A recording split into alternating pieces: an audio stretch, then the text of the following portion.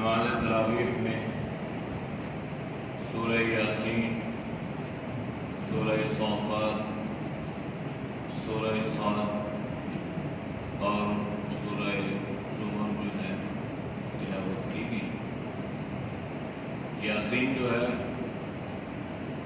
یہ نبی کریم صلی اللہ علیہ وسلم کا لقب ہے۔ جیسے اللہ نے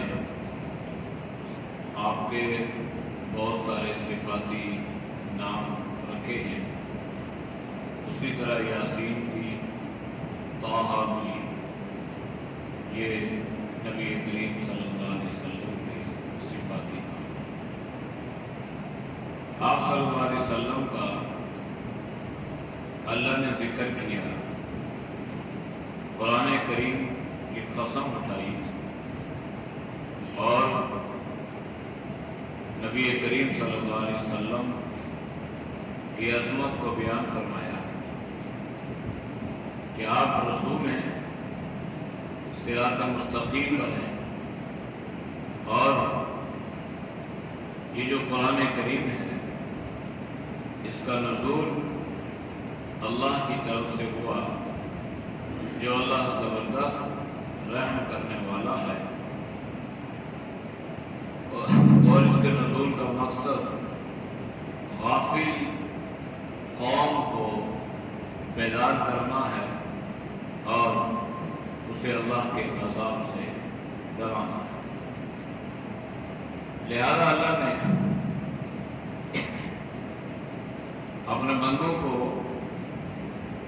اپنے عذاب سے بچانے کے لیے دو سلسلے جاری فرمائے۔ پہلا سلسلہ کتاب اللہ اور دوسرا سلسلہ رجال اللہ۔ اللہ نے کتابیں بھیجی کتابوں کو سمجھانے کے لیے، اللہ نے انبیاء علیہ السلام کو مبعوث فرمایا۔ انبیاء علیہ السلام نے آ کے قوم کو اللہ کا پیغام سنایا، لیکن بعض قومیں ایسی ضدی اور ہٹ درم ثابت ہوئی کہ قوم کی طرف اللہ نے یکے بعد دیگرے 3 انبیاء علیہ السلام کو بھیجا۔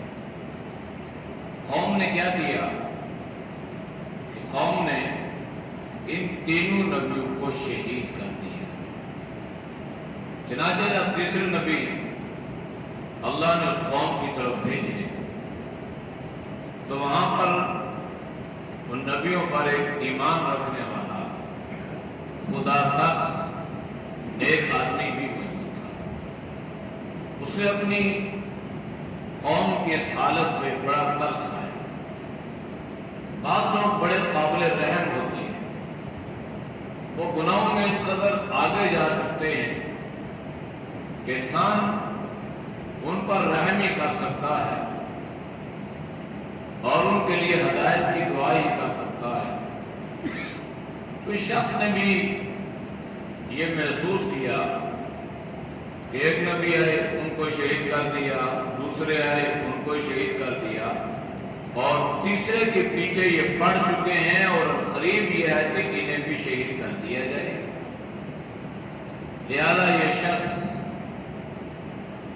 بستی کے کسی کنارے پر رہنے والا تھا، تو یہ اپنی قوم کی خدا ترسی کے لیے، ان پر رحم کھانے کے لیے، ان کو اللہ کے عذاب سے بچانے کے لیے، ہلاکت سے بچانے کے لیے یہ دوڑتا ہوا آیا اور اپنی قوم کو سمجھانے لگا۔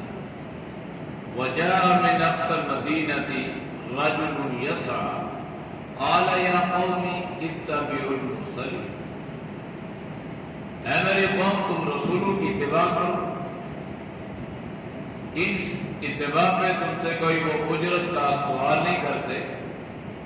اتَّبِعُوا مَن لَّا يَسْأَلُكُمْ أَجْرًا وَهُم مُّهْتَدُونَ۔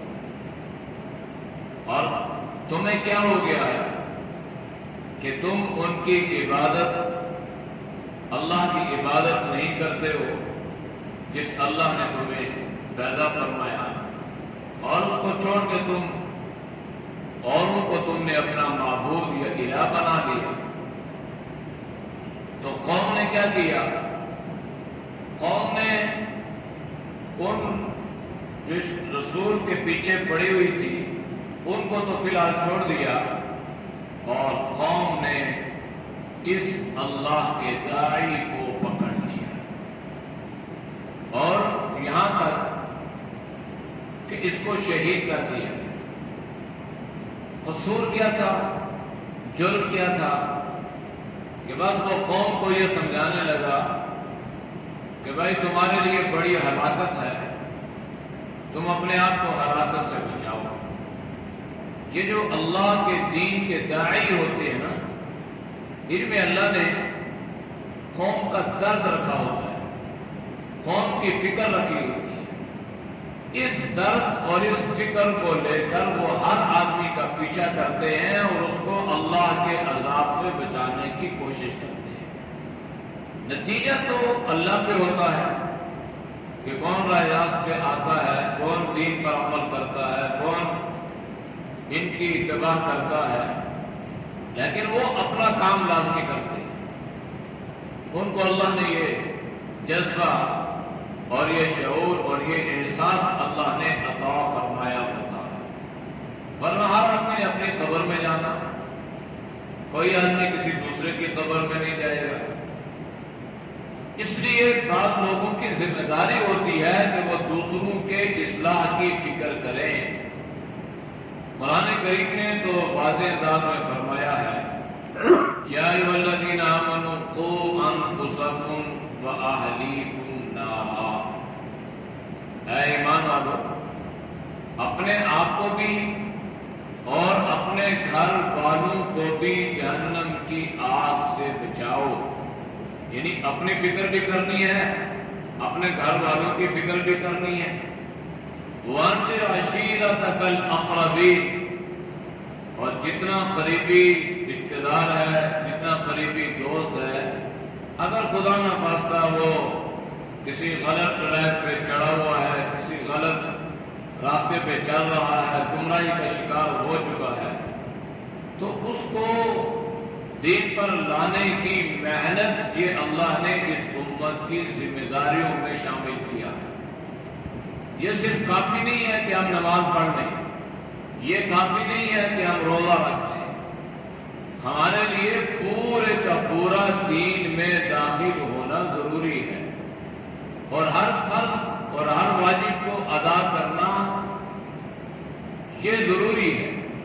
لہذا یہ شعور اور یہ احساس بھی ہمارے اندر پیدا ہو کہ ہم دوسرے لوگوں کو دین پر لانے کی محنت کریں۔ مثال کے طور پہ ایک آدمی آپ کے دوستوں میں، آپ کے رشتہ داروں میں، آپ کے گھر میں بے نمازی ہے، تو اگر آپ کو اللہ نے اختیار عطا فرمایا ہے تو اس معاملے میں آپ سختی بھی کر سکتے ہیں۔ اگر اختیار نہیں ہے تو آپ ترغیب دے سکتے ہیں، آپ انہیں اللہ کا پیغام سنا سکتے ہیں، آپ انہیں دین کی دعوت دے سکتے ہیں۔ اس لیے بہرحال یہ فکر ہوتی ہے، یہ ذمہ داری ہوتی ہے، اور اسی فکر اور اس ذمہ داری کو لے کر علماء چلتے ہیں اور دین کے داعی بن کر انسان چلتا ہے اور لوگوں کی اصلاح کی فکر کرتا ہے۔ ورنہ آج اگر کوئی آدمی کسی کو نماز کی ترغیب دے یا نماز کا کہہ دے تو آگے سے جواب یہ ملتا ہے کہ بھائی جاؤ اپنا کام کرو، اپنی نمازیں پڑھو، تم نے میری نمازوں کا ٹھیکہ لیا ہو۔ اور دوسرا انسان بھی آگے سے غصے میں آتا ہے، پھر نہ اپنی بیٹی کو کہہ سکتا ہے نہ اپنے بیٹے کو کہہ سکتا ہے، پھر کہتے ہیں جناب ہم کہہ کے تھک گئے ہیں، اس میں تھکنا نہیں ہے۔ آپ صلی اللہ علیہ وسلم نے کبھی یہ نہیں فرمایا کہ میں دعوت دے دے کے پیغام سنا سنا کے تھک چکا ہوں۔ حضرت نوح نے نہیں فرمایا کہ میں 950 برس اس قوم کے پیچھے لگا رہا اور میں تھک چکا ہوں۔ تھکنا نہیں ہے، زبان میں اللہ نے یہ طاقت رکھی ہے کہ یہ گھستی بھی نہیں ہے اور یہ تھکتی بھی نہیں ہے۔ آپ مثبت انداز سے اللہ کا پیغام، دین کی دعوت اپنے گھر والوں کے ساتھ، اپنے دوست احباب کے ساتھ، اپنے رشتہ داروں کے ساتھ، اپنے ملنے جلنے والوں کے ساتھ لازمی رکھا کرے۔ تو خیر یہ شخص اللہ والا تھا، اس سے فکر ہوئی اور یہ آیا اور قوم کو سمجھایا، قوم نے اس کو شہید کر دیا۔ تو اللہ نے اس کو کچھ منظر دکھلا دیے شہید ہوتے ہوتے، تو اللہ نے اس کے سامنے وہ جنت کا سارا نقشہ رکھ دیا اور اللہ نے اسے فرمایا قیل ادخل الجنہ، اس سے اللہ نے فرمایا تم جنت میں داخل ہو جاؤ۔ جب یہ جنت میں داخل ہو رہا تھا تو اس وقت بھی اسے قوم کی فکر تھی اور قوم کے بارے میں یہ کہہ رہا تھا یا لیت قومی یعلمون، اے کاش میری قوم جان لیتی۔ یہ ڈر تھا نا، فکر تھی، تو اس بنیاد پہ یہ کہہ رہا ہے کاش میری قوم جان لیتی کہ میرے ساتھ اللہ نے کیا معاملہ فرمایا۔ بما غفر لی ربی وجعلنی من المکرمین، اللہ نے میری بخشش بھی فرما دی ہے اور اللہ نے میرا بڑا اکرام بھی فرمایا ہے۔ جس سے معلوم یہ ہوا کہ دین کی دعوت دینے والے کا اللہ اس انداز سے اکرام فرماتا ہے جس طرح سے اللہ نے اس داعی، جس کا نام مفسرین نے حبیب نجار لکھا ہے، اس کا اللہ نے فرمایا۔ تو اس لیے سورہ یاسین میں اللہ نے کچھ آخرت کے مناظر کو بھی بیان فرمایا ہے، اور اس میں ایک آیت ہے وَامْتَازُوا الْيَوْمَ أَيُّهَا الْمُجْرِمُونَ۔ حضرات صحابہ کا جو ایمان تھا وہ کامل ایمان تھا، مکمل ایمان اللہ نے انہیں عطا فرمایا تھا۔ اس کے باوجود اللہ کا خوف کتنا ہے کہ قرآن کی آیت پڑھ رہے ہیں وَامْتَازُوا الْيَوْمَ أَيُّهَا الْمُجْرِمُونَ، تو اپنے آپ کو مخاطب ہو کے یہ کہتے ہیں یہی یہ اعلان اللہ ہمارے بارے میں نہ فرما دے اور اللہ ہم سے نہ فرما دے مجرموں الگ ہو جاؤ۔ اب ہم اتنے ساتھی یہاں پہ بیٹھے ہیں، ہم میں سے کسی دوسرے کو کسی کا علم نہیں ہے کہ کون کس نیکی میں ہے، کون کس اچھائی میں ہے، کون خدا نخواستہ کس برائی میں ہے، یہ کوئی نہیں جانتا۔ اور اللہ کی ایسے غفور الرحیم اور مہربان ذات ہے کہ اللہ بھی انسان کے گناہوں پہ پردہ ڈالتی ہے۔